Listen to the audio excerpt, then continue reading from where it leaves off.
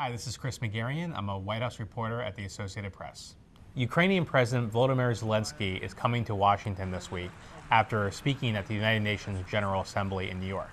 He's coming to D.C. to meet with leaders in Capitol Hill and also with President Biden at the White House. And he's coming at a very difficult time, both for the war in Ukraine and for American political support for his military.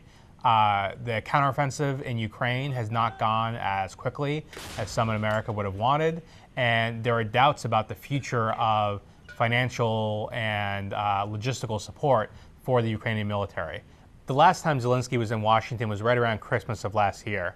It was his first trip outside of Ukraine since the war began, and it was a much different situation then. He was welcomed by Democrats who controlled both houses of Congress at that point. He's welcomed to the White House by President Biden, and there's just a much more unified sense of support for the war effort there. This time is going to be significantly different for Zelenskyy. Republicans now control the House of Representatives, and they've been resistant, if not outright opposed, to more military support for Ukraine.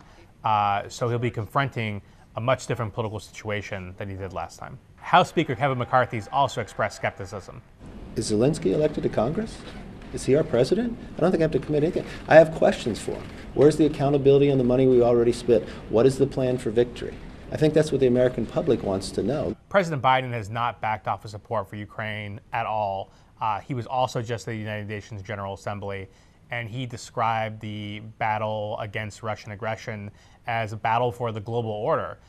If you allow Ukraine to be carved up, is the independence of any nation secure? So he says that the United States will back Ukraine for as long as it takes to beat back Russia, and he's pushing for more funding for the Ukrainian military. Zelenskyy will have a full agenda in Washington. He's going to meet with President Biden at the White House, and he's also going to go to Capitol Hill to meet with congressional leaders as well. His wife is also going to be in Washington, and she's expected to speak at Georgetown University during the visit.